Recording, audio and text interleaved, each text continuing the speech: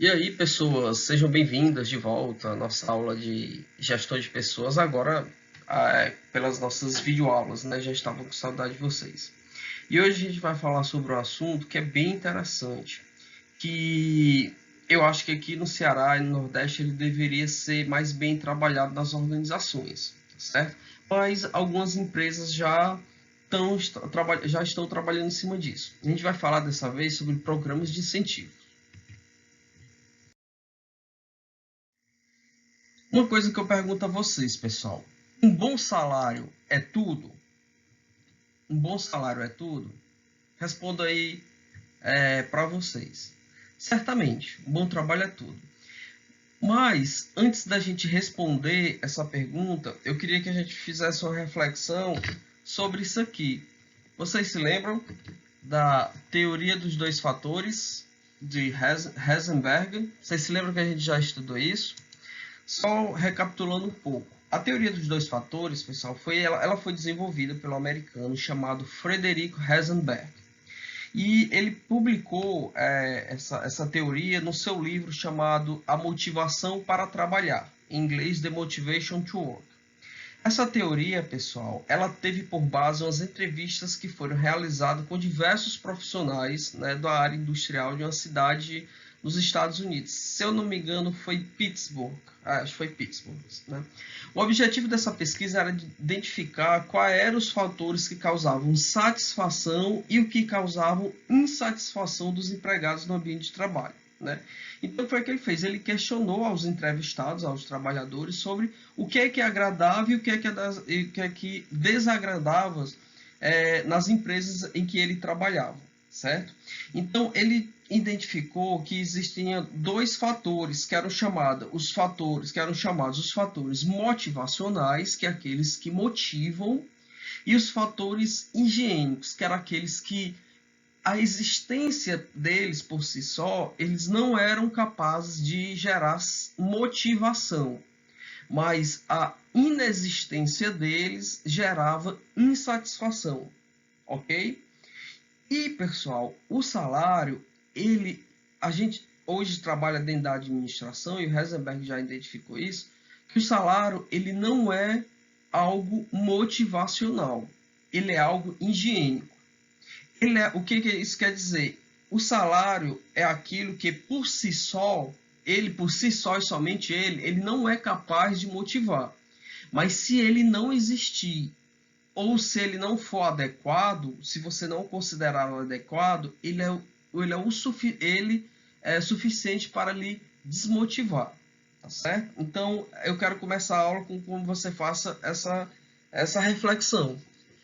Um bom salário, ele não é tudo, mas se ele não existir esse bom salário, você não vai se sentir satisfeito dentro da organização, ok?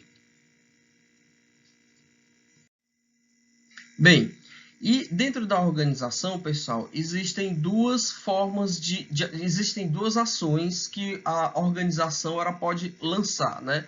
Existe os sistemas de recompensas e existe os sistemas de punições. O ideal é que a empresa utilize os sistemas de recompensa para que ela consiga extrair do funcionário tudo que for de bom, tudo que for necessário para atingir os objetivos da empresa. Infelizmente, muitas empresas, ao invés de extrair do funcionário o seu melhor através de recompensas, muitas erroneamente o faz através de punição. É aquela coisa, ou você trabalha direito, ou eu lhe demito, né? Ou você trabalha direito, ou você leva uma advertência. Algumas empresas ainda estão nessa cultura organizacional da punição para que o funcionário trabalhe de uma forma mais adequada. Só que, na verdade, trabalhar de forma estratégica, a empresa ela tem que trabalhar com base nas recompensas. E que recompensas são essas? Essas recompensas, pessoal, a gente pode entender o quê? Como as férias, como os prêmios, promoções para posições mais elevadas, né? Não necessariamente ganhando mais, mas também ganhando mais, certo? transferências, que é o que a gente chama de transferências laterais. Transferências laterais, pessoal, entendam como o seguinte: eu fui transferido para uma posição que, embora eu não ganhe mais, eu me sinto mais realizado. Vai exigir um pouco de mais responsabilidade de mim e eu vou poder agregar mais. Eu gosto mais dessa posição, entendeu? Ela também é muito parecida com a promoção de posição mais elevada. A diferença é que ela não requer um aumento financeiro. E tem também as recompensas financeiras, tá certo? As punições, eu já falei aqui, eu não vou repetir, é a advertência, é o medo de ser demitido, é de fazer transferências laterais, de repente, ou você ser transferido por um setor que você não gosta, né? Então, o ideal é que hoje as organizações trabalhem com base em recompensas e não com base em punições. Através de recompensa, vai ser possível você extrair o melhor do seu funcionário e isso vai gerar, vai fazer com que a empresa consiga atingir seus objetivos também. Certo? E já que o nosso tema é sobre recompensas, quais são os principais objetivos das recompensas dentro das organizações? Né? Primeiro, aumentar a consciência de responsabilidade do indivíduo e da equipe, incentivar o espírito de equipe e trabalho em conjunto, porque a gente vai ver que algumas recompensas dotadas pelas empresas não é do indivíduo, mas sim da equipe, né? Incentivar ações que agreguem a valorização e a organização, incentivar ações que agreguem valor à organização, ao cliente e às próprias pessoas. Aí, pessoal, eu entro um pouquinho, a gente trabalhou lá na disciplina eu gosto muito de trabalhar a questão da interdisciplinaridade, né? A gente vai entrar um pouquinho lá no empreendedorismo, quando eu falei para vocês que as organizações, elas estavam necessitando de profissionais empreendedores, que é o que a gente chama de intraempreendedores, né?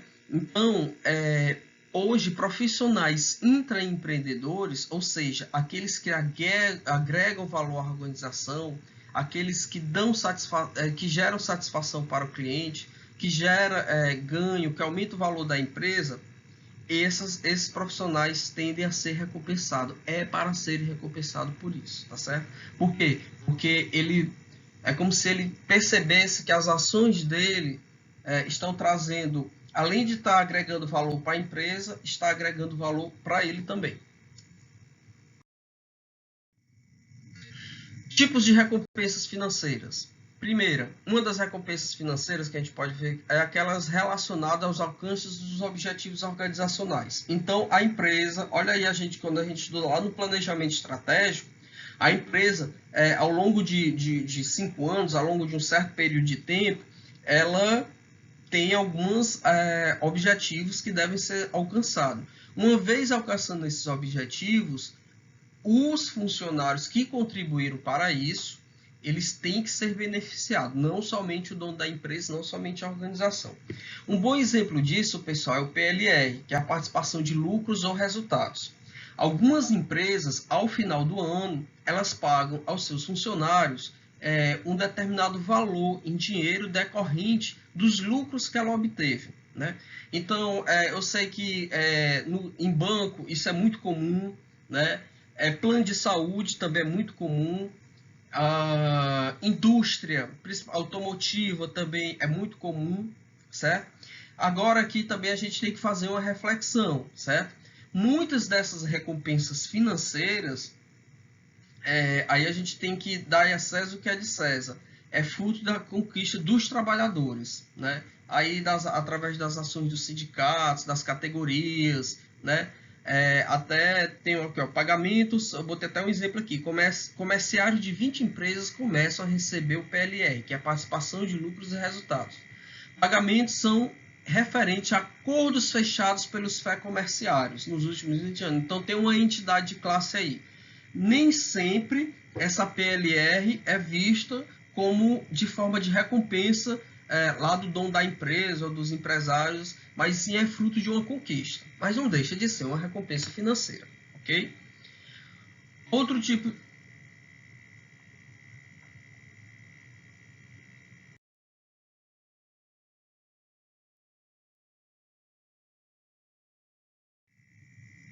Outro tipo de recompensas financeiras, pessoal, é relacionado ao desempenho excepcional. Então, aquelas pessoas que têm um desempenho normal, elas já recebem o salário para isso, né? Você recebe o salário para você desempenhar uma determinada função, uma determinada atividade. Lembra que a gente estudou lá em cargos, certo?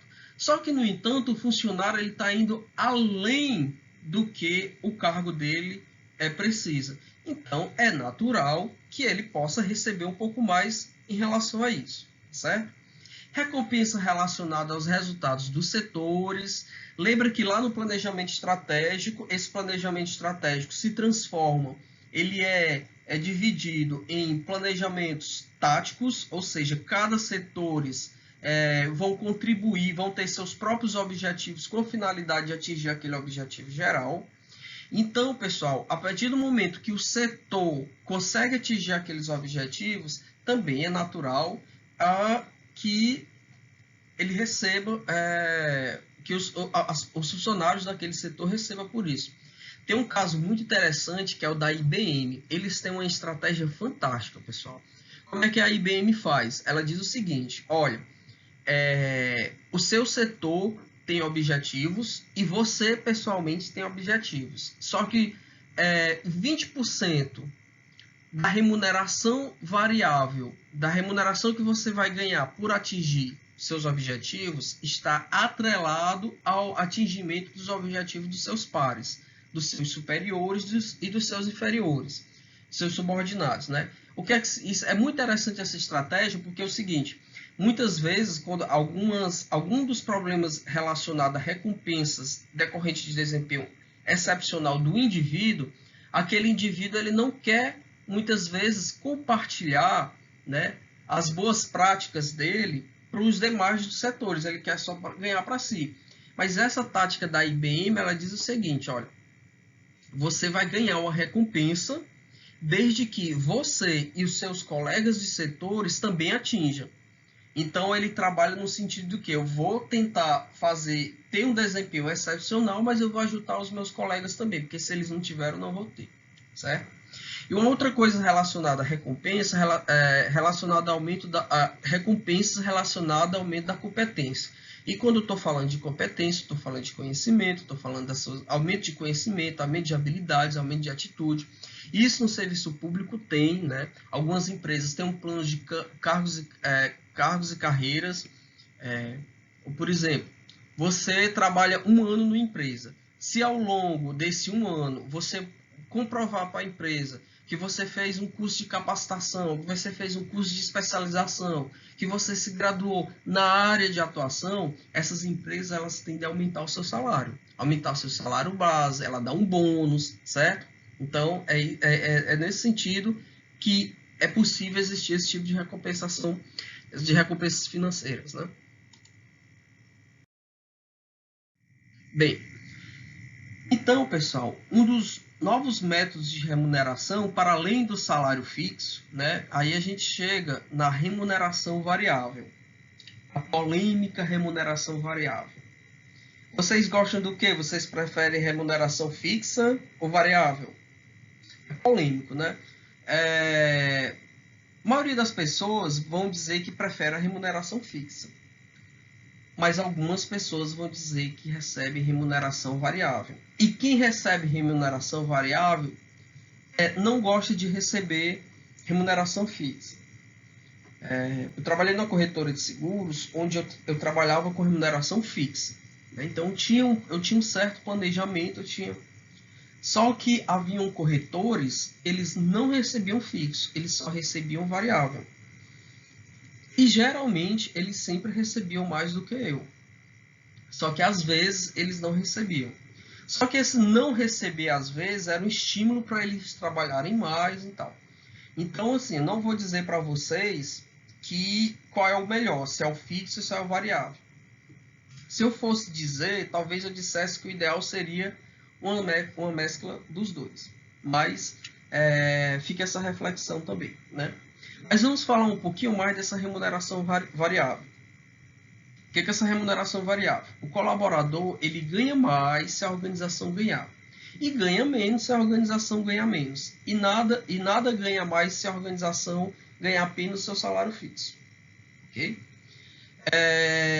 Algumas características para que essa remuneração variável ela seja estratégica. Primeiro, eu tenho que a organização ela tem que alinhar a remuneração variável com a conquista de resultado. Isso significa que quanto mais resultados eu dou para a empresa, mais eu ganho. Quanto mais negócios eu fecho, mais eu ganho. Mais porcentagem em cima disso eu ganho. Avaliar o desempenho em uma base quantitativa e mensurável, né? Eu tenho que ter, a empresa ela tem que ter um padrão de desempenho. Olha, meu padrão de desempenho é esse. Acima disso, até esse desempenho aqui, você vai ganhar mais. Abaixo desse desempenho aqui, você não vai ganhar. Entendeu? É necessário ter esse padrão de desempenho. Eu vou entrar agora no setor de gestão de pessoas e a empresa não tem nenhum padrão de desempenho. Ótimo. Vamos chegar, chama o gerente. Gerente, vem cá, me diga aqui no seu setor o que é bom. É isso. Tá, bote, faça lá uma tabelinha. O desempenho bom é igual a isso. O que é o ruim? Abaixo disso. O que é o excelente? Acima disso. Então, pronto. Então, eu já estou criando, nesse momento, pessoal, já estou criando alguns padrões de desempenho. É assim que se faz, não tem muito segredo não, certo? Atrelar a remuneração variável ao desempenho tanto individual quanto coletivo. Lembra da IBM? A IBM, ela dá a porcentagem de remuneração dos seus funcionários se eles atingirem os objetivos, mas se todos atingirem. Se o setor, uma parte atinge, outro não, então todos estão se ajudando, né? Garantir o foco na criação de valor ao longo prazo, recompensando ao mesmo tempo as metas tangíveis de curto prazo. Esses são alguns métodos que devem ser... Bem, os principais modelos de remuneração variável. Quando eu falo em remuneração variável, eu tenho que entender o plano de bonificação anual. Geralmente se trabalha com bônus, né? Existe o plano tradicional de metas, o plano tradicional que é o de metas definidas, e existe o plano de bônus flexível. Professor, qual é a característica do plano tradicional de metas definidas? Eu vou mostrar um desenho aqui que ele bem indica isso, certo? Então nós temos aqui, pessoal, uma empresa, vamos supor aqui que seja o lucro, certo? Ela colocou isso aqui como meta, certo? 100% é a meta dela de lucro. Então, se eu trabalho numa empresa e essa empresa, junto com todos os funcionários, ela conseguiu atingir essa meta aqui de 100%, todos os funcionários vão receber o valor a mais, tá certo? Que seria a bonificação. No entanto, se ela não, ou seja, se ela não atingir esse objetivo, vamos supor que ela só atingiu 80%, é considerado a má performance, só que ao mesmo tempo não é penalizado. Os funcionários eles apenas não recebem a bonificação, recebem só, vamos supor, o salário fixo deles, certo? Isso significa o quê? Que se fizer 120%, ou seja, fizer mais além do que que é o objetivo, ela também, que é uma ótima performance, os funcionários também não vão ganhar mais, né? Eles vão ganhar só atingiu a meta, já ganha o bônus. E eles vão continuar trabalhando, se atingir, se superar a meta, ótimo. Só que existe também o plano de bônus flexível. O que é o plano de bônus flexível? Significa o seguinte, olha, esse aqui é mais trash. Quem faz muito isso é banco. O banco faz muito isso. Então, eu tenho uma meta de bônus aqui. Eu tenho uma meta de lucratividade da empresa. Estou dizendo lucratividade, mas pode ser outro parâmetro, tá certo, pessoal? Então, vamos supor para o setor de gestão de pessoas, eu posso criar um indicativo que é índice de rotatividade, né? Então, se o índice de rotatividade dessa organização atingir uma meta de 100%, que eles consideram baixa, vamos supor, se for uma meta de Vamos falar de lucratividade, que eu acho que fica melhor para vocês entenderem. Então, vamos supor que eu tenho uma lucratividade lá e a empresa ela conseguiu a meta. Ele vai ganhar um bônus. Massa, vai ganhar. Mas se ele atingir 120%, ele vai ficar com bônus positivos. Tá certo? Pode ser que ele ganhe até mais. Agora, se ele tiver uma má performance, ele vai ganhar um bônus negativo. Ele vai ser negativado. Esse negativado, nem sempre ele vai significar que a empresa vai deixar de... que eu vou pagar a empresa, não. Significa que, se nesse mês eu não atingir minha meta, eu vou ficar com plano negativo. Mas, se no próximo mês eu atingir a minha meta, aí eu cubro. Entendeu? Eu tiro aquele saldo negativo e cubro. E se no outro mês eu tiver uma ótima performance, eu ganho muito além da meta.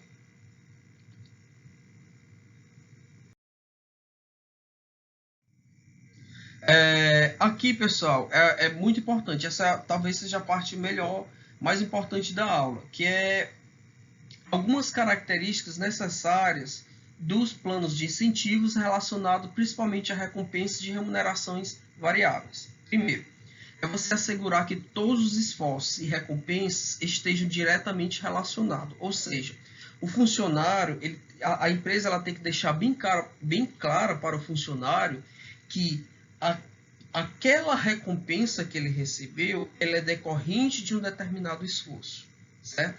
Ele tem que entender que há uma relação. Se ele não entender que essa recompensa é decorrente desse esforço, ele não vai priorizar esse esforço, certo? Outra, fazer um plano compreensível e facilmente calculável pelos funcionários. Aí entra, pessoal, naquilo que eu falei dos planos, né, dos parâmetros, né? Aí, se para atingir aquela meta seja algo muito difícil para o funcionário entender, para o funcionário calcular, ele não vai se sentir motivado. Okay? Aí, por quê? Daí a necessidade desse terceiro ponto aqui, né? Formular padrões eficazes e medidas de desempenho. Se a empresa não tiver medidas de desempenho, ela não vai ter como aplicar um plano de incentivo adequado, um plano de incentivo eficaz. E se ela não tiver, cabe a você, como técnico de administração, que estudou na disciplina de gestão de pessoas, fazer o parâmetro. E para fazer parâmetro de desempenho é muito simples. Chame o gerente e diga: eu quero quais são os índices com qual índice você trabalha com esse. Agora vem aqui, me diga o que é desses índices assim, qual que é o padrão que você considera ruim, bom ou excelente. É assim que se cria padrão de desempenho. Proporcionar pleno apoio, né? Então, assim, não basta você dar objetivos, você tem a organização, seu chefe imediato tem que te dar condições de conseguir atingir as metas e os objetivos para que você alcance esse plano de benefício, essa recompensa. Bem, gestão de desempenho com recursos de mensuração consistente e confiável é mais ou menos o que eu já falei para vocês. Isso aqui é importantíssimo, visão sistêmica dos indicadores. O que é que eu quero dizer com isso, pessoal? A organização, ela é uma instituição, ela é um organismo sistêmico, ou seja, cada setor é interdependente um do outro. Então, visão sistêmica de indicadores é o seguinte: se o pessoal lá das vendas ele tem um plano X de vender, esse plano X de vender, esse indicador aqui, ele tem que estar linkado lá com os indicadores da produção, porque não adianta eu dizer que vou vender 1.000, que eu quero vender 1.000 por mês, se a minha produção só está vendendo 500. E não adianta eu vender 1.000, eu querer vender 1.000, a minha produção se programar para 1.000, se o meu setor de gestão de pessoas não contratou pessoas suficientes para produzir esses 1.000. Entendeu? Então, quando eu trabalhar um plano de recompensa de remuneração variável, eu tenho que linkar tudo isso. Outra coisa interessante é não mudar as regras no meio do caminho. Professor, uma vez o senhor falou que todo planejamento ele pode ser mudado. Pode, inclusive isso aí. Mas o que é que eu estou dizendo que é não mudar nas regras do meio do caminho? É simplesmente você chegar para os seus funcionários e, digamos que você prometeu um bônus ao final do ano. e quando for no mês de novembro você dizer, não, não vai ser assim, vai ser dessa forma. É nesse sentido que não pode mudar. Mas se você fizer uma mudança que beneficie o trabalhador, aí vale a pena. Mas mesmo assim, essa mudança ela tem que ser refletida antes. Um bom exemplo que eu acho de mudança que vale a pena, de recompensa, por exemplo, você percebe que todo o seu quadro de trabalhador está se esforçando para atingir as metas para receber aquelas recompensas, né? Para receber, sei lá, o PLR. Mas aí, por exemplo, vê essa situação da Covid, em que várias empresas tiveram que fechar a porta, né? Tiveram que fechar quase 3 meses. Então, por mais que houvesse um esforço dos funcionários, eles não iam conseguir atingir a meta deles e, consequentemente, receber. Então, é natural que essa regra mude. Para quê? Para essa questão dessa adaptabilidade. Ok, pessoal?